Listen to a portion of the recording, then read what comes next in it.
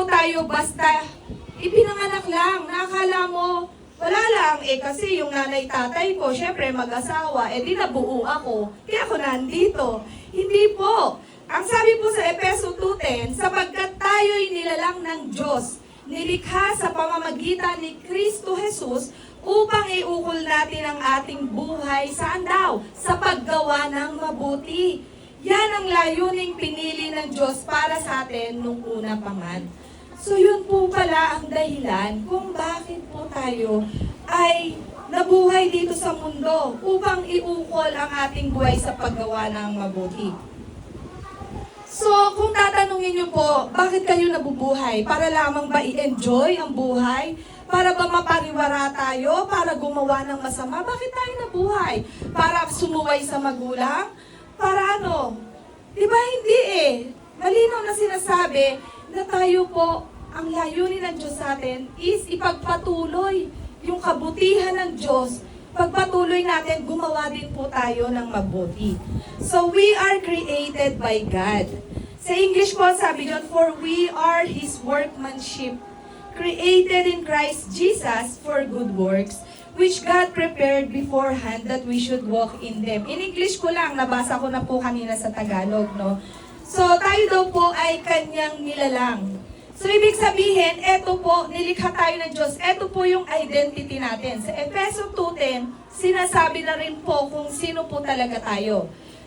Makikilala na po natin yung sarili natin na tayo'y nilikha ng Diyos. So, ang katotohanan ay hindi po tayo aksidente. Na parang, aksidente lang ako, ba't ako na naisilang sa mundo? Hindi kasi nagplano ang mga magulang ko. Hindi po, wala pong aksidente sa Panginoon. Talagang may layunin ang bawat nag-e-exist dito sa mundo. Ang atin pong buhay, ang iyong buhay kapatid ay may halaga sa Diyos. Dahil siya po mismo ang nagdisenyo sa inyo. Diba? Kung bakit ganito ang itsura natin, bakit ito ang kakayahan natin, bakit ito ang alam natin, bakit siya ang asawa mo, bakit siya ang anak mo, bakit dito ka nakatira sa lugar na to? May layunin, bakit si Heidi dito nakatira, dito si Nilang? Diba? Magandang ihalimbawa ni Heidi para pala makarinig kayong lahat. Magkaroon kayo ng pananampalataya sa tunay na Diyos, ang Panginoong Hesus, diba? So, wag po nating ikumpara yung sarili natin sa iba. Bakit siya mayaman? Alam niya na yung purpose niya sa buhay kasi mayaman. Ano na siya doktor na siya. Alam niya na yung layunin niya sa buhay na siya ay isang manggagamot. So, ibig sabihin, kung wala kang natapos, wala ka na bang layunin? Diba, hindi po? So, wag natin ikumpara, kaya niya maraming natutulungan kasi mayaman yan. Hindi po. Kung bakit iba-iba ang level ng buhay natin, meron pong napakagandang layunin ang Diyos. At yun po ay dapat na nating ipagpasalamat sa Kanya. So, tanggapin natin yung identity kung paano tayo nilikha ng Diyos. Kung sino tayo o paano tayo tinitingnan ng Diyos. Diba? Yung mata ng Diyos, ibang tumingin yan sa atin Halimbawa, ikaw, diba, ang tingin mo sa sarili mo, ay, wala naman akong pinag-aralan, mababa lang akong tao, mahirap lang ako. Pero alam nyo, sa mata ng Diyos, you are special. Anak ka niya. Mayaman ka. Diba? Kahit sa tingin mo, mahirap ka, sa Kanya, mayaman ka. Diba yung example nga po, kay Joseph, sa buhay ni Joseph, the dreamer, sa Genesis, kung mababasa nyo, babasa kayo ng Bible. Nakakulong po siya sa bilangguan. Pero sabi ng Diyos, na si Joseph daw po ay prosperous and successful. Nakakulong ka, sasabihin ng Diyos, mayaman ka, masagana ka. Ganun po tumingin ng Diyos. So dapat magkaroon tayo, kaya tayo nagpa-Bible study to renew our mind, how we look on ourselves using the eyes of God. Diba, kung ang pagtingin ng Diyos sa iyo, ikaw ay maganda, ikaw ay mayaman, ikaw ay pinagpala, dapat ganun mo din tingnan ang sarili mo regardless sa nakikita mo. We have to use the eyes of God to see what He see in us. Diba? Para makita rin natin kung paano tayo tinitingnan ng Diyos. At pag nakita mo yung sarili mo, kung paano ka tinitingnan ng Diyos, diba parang buhay. Ang ganda ng pagtingin mo sa buhay, di ba? So hindi kahit punong-puno ng problema sa paligid mo, nagkakagulo ang lahat, nag-aalala ang lahat dahil sa mga rumors of war, di ba? Hindi ka matatakot. Kasi alam mo na hindi ka pababayaan ng Diyos. So you have to know your identity because you are created by God. So your identity ay nasa Panginoon. So napakabuti po ng Diyos dahil ito po ay ipinapaalam niya sa atin. Itinuturo. And again, we are saved for a purpose. In Matthew 5:16, ang sabi po dyan, "Let your light so shine before men, that they may see your good works and glorify your Father in heaven." So, ibig sabihin po, tayo po talaga yung nilikha sa paggawa ng mabuti. Okay, ang context nitong Efeso 2:10 na to, nagsimula to sa 8, of course. Sabi po doon, "For we have been saved by grace through faith." Sa Tagalog, tayo ay naligtas dahil sa biyaya ng Diyos sa pamamagitan ng ating pananampalataya, sa pamamagitan ng pananampalataya. Okay, so ibig sabihin po, after mong maligtas, kumbaga, sabi ko dito ay sa Efeso 2:8, kung tayo po daw ay naligtas dahil sa biyaya ng Diyos, hindi yun dahil sa mabuting gawa mo. So, hindi tayo maggagawa ng mabuti para maligtas tayo. Tama po ba? Tayo po ay, sinabi ng Bible, tayo po ay naligtas dahil sa biyaya ng Diyos at sa pamamagitan ng pananampalataya natin sa Kanya. Ngayon, sinabing ganon, ay kahit pala hindi ako gumawa ng mabuti, ligtas na pala ako. Ibig sabihin ba, hindi na tayo gagawa ng mabuti? May kasunod po yung verse 10, ito po yung topic natin. Na pagkatapos mo na ikaw ay nilalang kay Kristo Jesus upang gumawa ng mabubuting gawa. So, kung ikaw ay naligtas, hindi dahil sa mabuting gawa, gagawa ka ng mabuti dahil naligtas ka. Amen! Amen! Yung pala yun. So, hindi natapos sa hindi na kami gagawa ng mabuti. Ang resulta ng salvation is yung good works. Bakit? Dahil sabi po sa Matthew 5:16, "So that your good works will be seen and your Father in heaven will be glorified." Pag gumawa pala tayo ng mabuti, ang naluluwalhati ay ang ating Diyos Ama. Amen. So imagine, tinulungan mo yung kapwa mo, nalugod ang Diyos sa'yo lalo. Naluwalhati ang pangalan niya, nahayag ang kabutihan niya, dahil tumulong ka lang sa kapwa mo. Pinag-pray mo lang ang kapatid mo na namumroblema. At yun, meron na pong luwalhati, glory, na binibigay tayo sa Panginoong Diyos. At na nagpapasalamat ang tao, di ba? Dahil nakita nila yung kabutihan ng Diyos sa pamamagitan mo. Di ba? So, ang sinasabi po dito na, yun po, kaya pala tayo niligtas ng Diyos dahil sa isang layunin. At yun nga po, ay parang may gumawa po tayo ng mabuti. Itanong nyo nga po sa sarili nyo, paano nga ba nahahayag? Paano mo na ipapakita ang iyong pananampalataya sa pamamagitan ng iyong gawa? Diba, wala tayong may faith sa Panginoong Diyos eh. So, paano nyo yung napapakita? Yung faith yung through your action. Diba? Yung may share mo, yung pananampalataya mo sa kapwa mo, diba? For example, sa paraan ng inyong pamumuhay, paano ka ba magmahal? Diba? Napapakita mo yung faith mo sa paraan ng iyong pamumuhay, kung paano ka nagmamahal sa asawa mo, paano ka nagmamahal sa anak mo. Kasi ang asawa at anak natin, pinagkatiwala yan sa atin ng Diyos. At pananagutan po natin ito sa ating Diyos Ama. Kung tayo'y nagpapabaya, di ba? So, kung paano ka mamuhay, ikaw ba ay mapagpatawad gaya ng Diyos Ama na sinasampalatayanan mo? So kung hindi ka makapagpatawad, paano mo mabibigyan ng luwalhati ang ating Diyos Ama? Ang hindi pagpapatawad ay ito po ay hindi paggawa ng mabuti. Ang akala po natin, pagka sinabing masama, yung pumatay ka. Kala natin yun lang ang kasalanan, yun lang ang masamang gawain, no? Yung nagnakaw ka. Pero yung hindi mo pinatawad, ang asawa mo, ang anak mo, ang kapatid mo, ang kapitbahay mo, kasalanan din po yun. Diba? So, makikita po ang ating pananampalataya sa Diyos kung marunong tayong magpatawad, kung marunong tayong magmahal, kung tapat tayo sa ating asawa at anak, kahit walang nakakakita. Akala nyo, ay di naman ako nakikita ni sister, mangungupit na lang ako sa palengke. Ay di naman ako ni sister Dina, nakatalikod siya kasi siya po nagtitinda sa palengke. Kukuha na lang ako ng isang kamatis lang naman.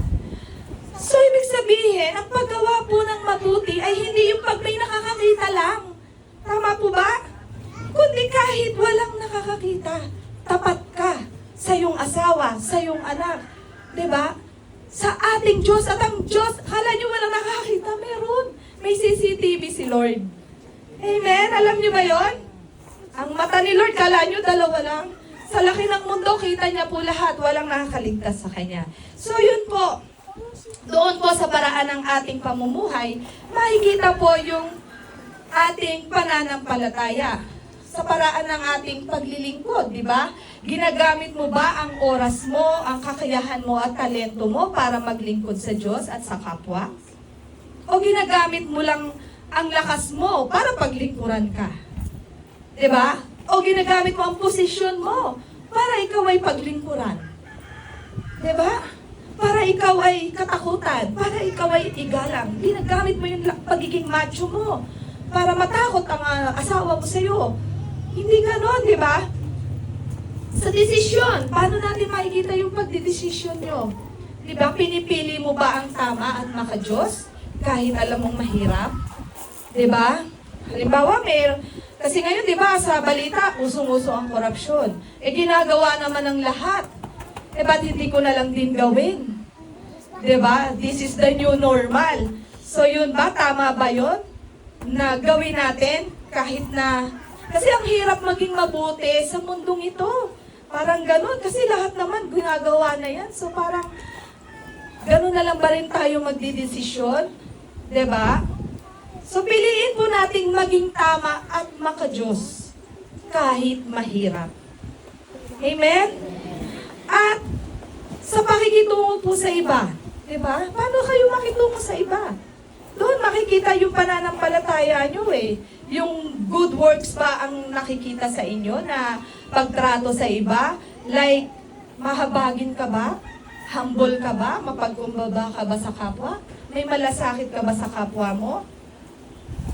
Diba? May malasakit ka ba sa iyong pagsasalita, sa mga ginagawa mo? At kung paano tayo mag-response, tumugon sa pagsubok ng buhay. Kasi sa buhay na to, daming pagsubok di ba?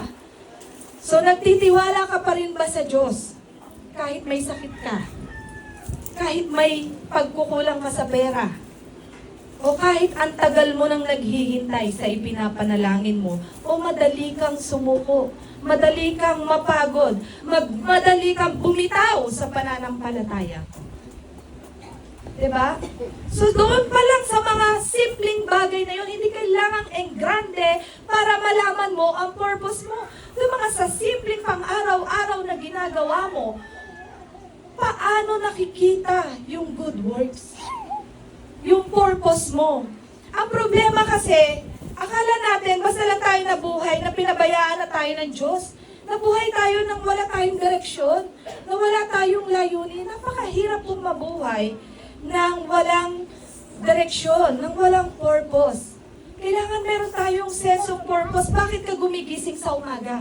Diba? Tuwing umaga, tanungin nyo yun. Commercial lang yun, pero malaman na tanong. Tama po ba? Bakit ka bumabangon sa umaga? Para lang ba mag-Nescafe? Hindi, di ba? May dahilan ba't ka bumangon? Para lang ba magtrabaho? Kasi akala natin, kaya tayo nasa mundo para magtrabaho, kumayod lang ng kumayod. Hindi, kundi gumawa pala ng mabuti. Yun po pala ang purpose natin. Kung hindi ka nakatapos ng pag-aaral, kaya mo ba gumawa ng mabuti? Kaya, di ba? Hindi na kailangan pag-aralan yan. Common sense lang. Kung kaya mong maging mabuti yung pakikitungo sa ibang tao, kaya mo din bang pakitunguhan ng mabuti ang pamilya mo? Kaya natin. Hindi na yung kailangan i-memorize o pag-aralan ng 10 taon para matutunan ating pamumuhay. Amen? Amen. So kung hindi po natin alam ang purpose natin sa mundo, magkakaroon tayo ng kalituhan, confusion. Mawawalan tayo ng gana sa buhay. Madali tayong mapapagod. So ibig sabihin, ito palang purpose na to, hindi pwedeng basta lang naisip ni Lord. Parang baka kasi inisip natin na bored lang si Lord at gumawa siya ng mga tao nang walang dahilan. Pagkatapos, dyan ka na. Gawa na lang ulit ako ng iba pa. Gawa naman ako ng leon. Gawa naman ako ng aso. Hindi ganon. So, pinapaalam sa atin ni Lord na nandito ka sa mundong to dahil may layunin ka.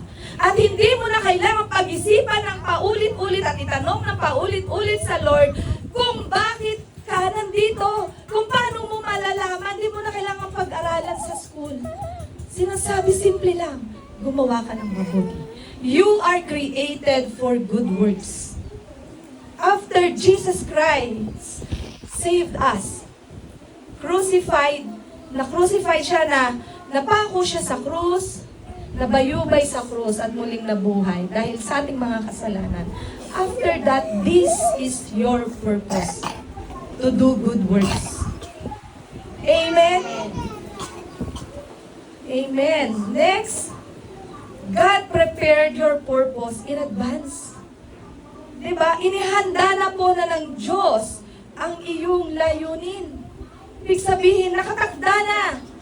May destiny ka. Meron kang patutunguhan. Hindi ka para kung saan-saan pumunta. Pero kahit nalilihis ka ng landas, alam pa rin na Lord na doon ang tungo mo. Meron na siyang itinakda na lugar para sa'yo, kapatid. So, inihanda niya na ng Diyos ng una pa, sabi sa Tagalog, di ba? Ng una pa upang siya nating lakaran. In Jeremiah 29:11, ang sabi po dyan, "For I know the thoughts that think toward you, says the Lord. Thoughts of peace and not of evil, to give you a future and a hope."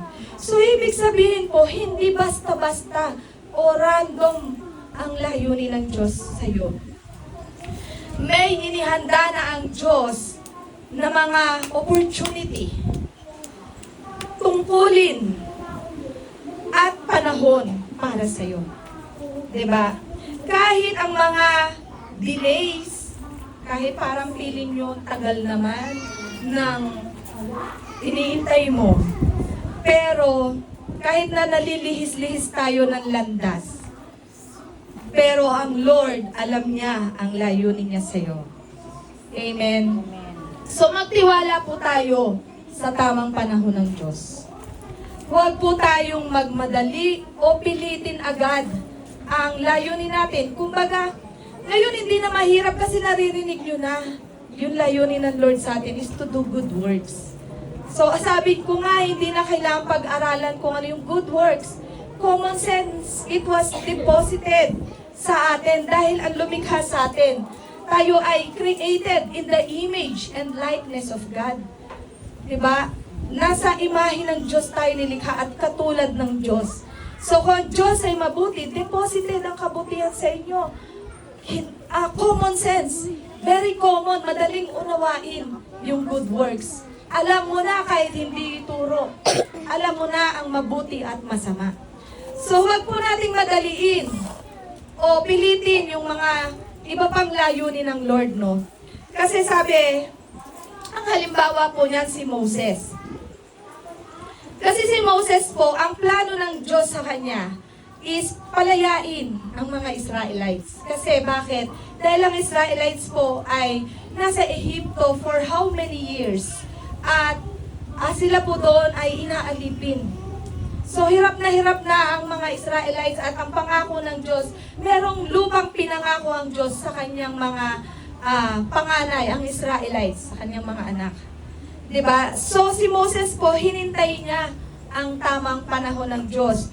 Tinawag po si Moses na i-deliver magpalaya ang Israelites. Pero 40 years muna siyang inihanda ng Diyos sa ilang, sa wilderness. 40 years siyang nagpastol bago siya ginamit ng Diyos. Hindi niya po pinilit na palayain, although sa simula, nung nakatira pa siya sa Egypt, dahil siya po ay isa sa prinsipe ng Egypt, dahil napadpad nga po siya sa Ehipto nung ipinapapatay o ipinapatapon ang mga panganay o anak na lalaki ng Israelites during that time. So, napulot po ng kapatid ng Pharaoh si Moses nung baby, kaya si Moses lumaki sa Egypt. Sa palasyo, kumbaga, sa kingdom ng Egypt. So, nung nandun siya, nalaman niya na yung mga slave pala ng Egypt, mga kapatid niya, mga Israelites, mga Hebrew. So, ang ginawa niya, alam niya, sa puso niya, alam niya na kailangan niyang tulungan yung mga kapatid niya, palayain, ipagtanggol. So, sinubukan niyang iligtas ang Israel sa sarili niyang abilidad or lakas. Mababasa yan sa Exodo 2. Salamat kay Kuya Albert na lagi nagpapaalala ng Bible reading tuwing umaga. Di ba? Nasa Exodo tayo. Yun. So, naalala ko tuloy, kaya ko na i-example. At nauwi ito sa pagtakas. So, nung may napatay po si Moses, tumakas siya sa Egypt at napadpad po siya sa ilang. At 40 years po after that, bago uli siya, tinawag ng Panginoon na eto na, this is the time. Palayain mo na ang aking mga anak, ang bayan ng Israel. Patungo at para makatungo na sila sa lupang ipinangako ko. So doon po sa wilderness, natutunan ni Moses ang pagiging humble, kababaang loob, at natutunan niyang sumunod. So sometimes, meron kayong mga pangarap, di ba? Parang ito yung dineposit na bukod sa paggawa ng mabuti, ay may iba pa palang layunin na nag-stir up sa inyong puso na gusto nyong maabot. So, huwag tayong mainip, huwag tayong magmadali. While waiting, ay gumawa tayo ng mabuti. Because only God knows the time and season when will it happen. Di ba? So, magtiyaga po tayo ng magtiyaga, patuloy na gumawa ng mabuti at magpakababa magpakumbaba sa Panginoong Diyos, magtiwala at matutong sumunod. Pag may inutos, alam mo may inutos ang Lord na kausapin mo yung kapatid mo, medyo kailangan niya ng pera. Bigyan mo ng ganito. Halimbawa, bigyan mo 500. Huwag ka na magpatumpik pa, nalapitan. Kung talagang galing sa Panginoon, bigla mong naisip ko siya, parang gusto ko siyang bigyan ng pera. Bigyan mo na. Sumunod agad. Kasi hindi mo alam, ito pala yung pintuan, susi pala para sa greater opportunity na naghihintay sa'yo. Kasi delayed obedience is disobedience. Kumbaga, susunod ako sa Lord, pero wag mo na ngayon. Hindi naman siya nalapit, hintayin ko na lang lumapit. Diba? Kung alam mong tama yung gagawin mo, tama ang puso mo, hindi para magmalaki ka at magyabang, kundi para talagang alam mong nalulupaypay na sa problema na didepras na. Bigyan mo na. Huwag mo nang i-delay. Delayed obedience, pag dinelay mo yung pagsunod, ibig sabihin nun, di ka talaga sumunod. Amen? Next. We have to walk in our purpose daily. Ibig sabihin, kung ang purpose, ang layunin ng Diyos sa atin ay gumawa ng mabuti, araw-araw natin itong isa sa pamuhay without exemption sa tao. Hindi tayo mamimili ng tao na gagawa natin ng mabuti. Kumbaga, kahit na hindi ka ginagawa ng mabuti ng kapwa mo, suklian mo pa rin ng mabuti dahil yan ang layunin mo. Amen? Huwag mo na problemahin, ano man layunin ito? Siraan ako ng siraan, imarites ako ng imarites. Huwag mong problemahin yung purpose niya. Ang problemahin mo at gawin mo yung purpose mo. And your purpose, you are created for good works. Amen? So huwag niyo yung kakalimutan. Sabi dito, He has shown you, oh man, what is good. And what does the Lord require of you? But to do justly, to love mercy, and to walk humbly with your God. Sa Tagalog, ipinahayag na sa iyo, o tao, kung ano ang mabuti at ano ang hinihingi ng Panginoon sa iyo, kundi ang gumawa ng katarungan. Maging makatarungan kayo, umibig sa kaawaan, maging merciful kayo, lumakad ng may pagpapakumbaba kasama ng iyong Diyos. So yan po, yung verse na yan po ang mabubuting gawa na dapat ay ginagawa at nilalakaran natin araw-araw. Amen? Sinasabi po dito na tayo lumakad ng may humility, kababaang loob, kasama ang Diyos.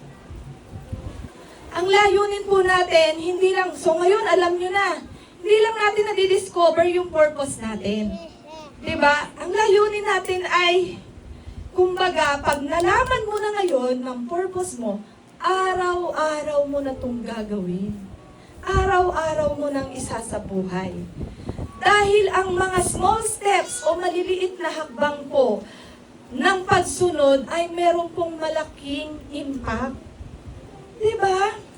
Kumbaga, tingnan nyo, ngayon pa lang, testimony na tong church na to, diba? Weekly lang naman nagpa-Bible study. 1, 2, 3, 4, 5 lang na-attend. Pero tingnan nyo, small steps yun. Maliit na hakbang. Pero tingnan nyo, patuloy tayo sa paglago dito sa Bihiya. Amen? Praise the Lord. Bakit? Because of that small step. So, ang ibig ko pong i-point out, hindi po kailangan na mag-preach agad tayo dito para ito yung purpose ko, mag-preach ako. Hindi naman po ako basta nag-preach agad. Nagsimula din po, alam nyo kung saan ako nagsimula? Bible study sa mga anak ko. Maliliit pa sila. Kasi mahilig ako magbasa ng Bible. So parang pag punong-puno ka na, kanino ko kaya ito i-share? Sinishare ko sa mga anak ko. Hanggang sa lumabas na ako mag-isa, nag-Bible study ako sa dati kong pinagtrabahuan. Ako lang mag-isa sa ECA. Ako lang mag-isa. Tapos, nasundan, nakilala ko sila hanggang dumami na po ng dumami ang Bible study. And you know what? Pag natuklasan mo yung purpose mo, kahit anong problema ang dumating, humadlang, kahit anong bagyo, tutuloy ka. Kasi pag tumigil ka, para kang mamamatay. Hindi pala tayo nilikha ng ganon. And yung purpose na binigay sa atin ng Diyos, hindi para sa sarili natin. Para sa ibang tao. Alam niyo ba yon? Kasi hindi ang Diyos natin mabuti. All out magbigay. Binigay niya nga ang Panginoong Hesus ka, isa-isa niyang anak para sa'yo, sa inyong lahat. Kahit hindi kayo karapat-dapat. Wala siyang itinira. Isang anak mo kaya mong ibigay sa makasalanan? Hindi mo nga kayang ipagkatiwala ang anak mo sa isang kilalang rapist, di ba? Pero ang Panginoong Diyos, alam niyang masama ang mundong ito, ibinigay niya kaisa-isa niyang anak. Dahil kung paano niya minahal ang Panginoong Hesus, ay ganoon niya din tayo minahal. Amen. Grabe ang pag-ibig ng Diyos, di ba? So, ba't ako napunta doon? Wala sa outline ko. Ibig kong sabihin, yung purpose natin, hindi para sa atin. Hindi lang para sa atin, kundi para sa ibang tao. Tayo yung maging kalakasan sa nanghihina. Tayo yung tagapagpadala ng mabuting balita sa mga nakatanggap ng masamang balita. Amen? Di tayo pwedeng nakakulong lagi sa loob ng bahay. Bigyan tayo ng bahay ni Lord pahingahan. Hindi para hindi na lumabas. Binigay, kumbaga, ang buhay pala natin is created for good works. Kanino?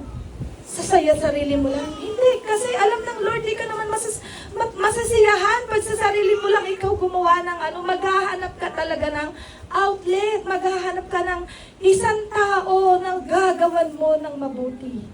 Kasi ganun ang Panginoon, gusto niya gumawa ng mabuti sa tao.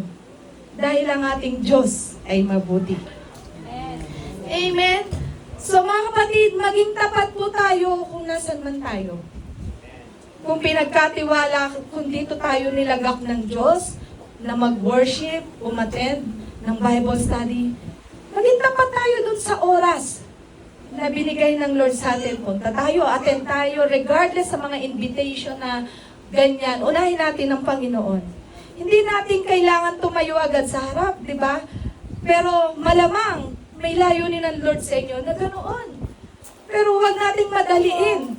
So magsimula nga po tayo sa small step. Yung pagsunod po ng may kababaang loob araw-araw, gaya po ng araw-araw na pag-unawa sa mga taong mahirap unawain.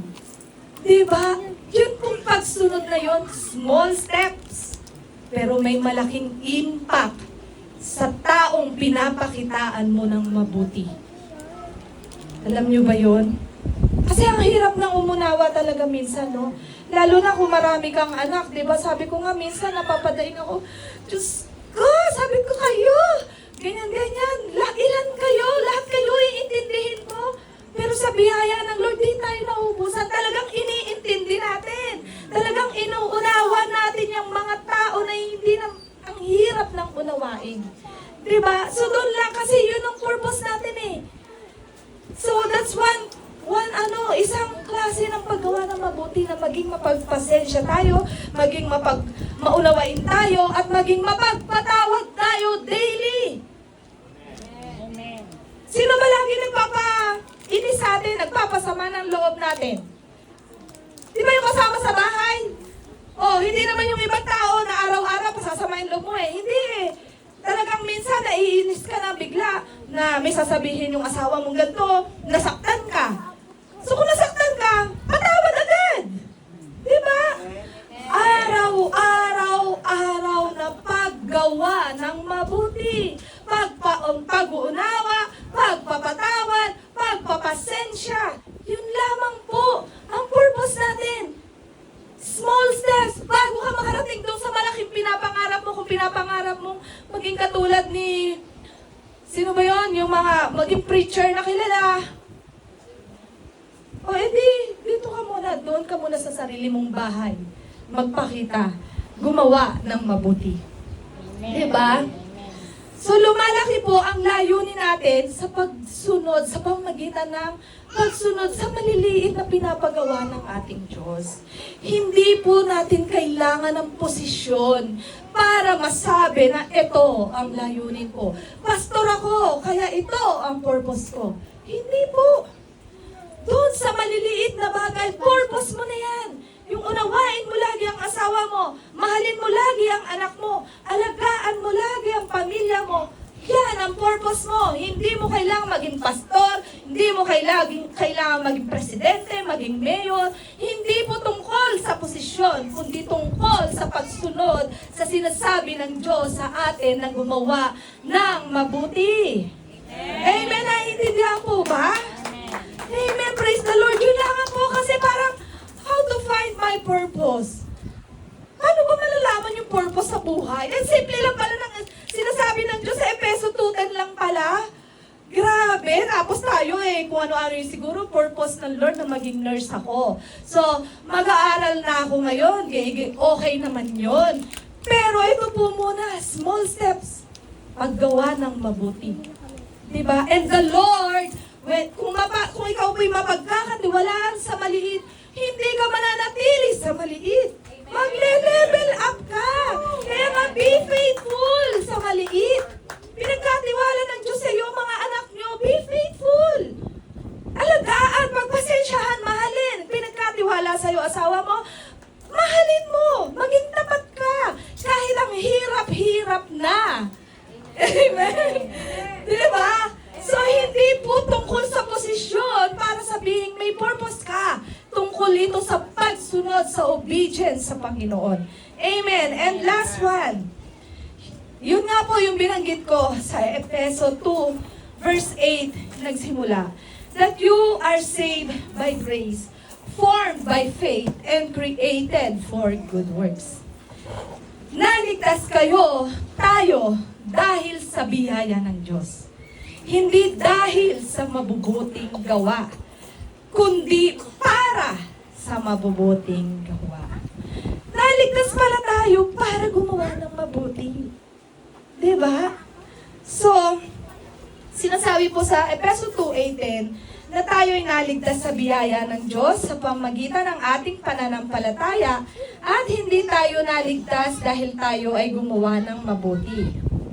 Tayo po ay nilalang kay Kristo Jesus. Diba? Ibig sabihin, yun nga po sa Efeso 2:10.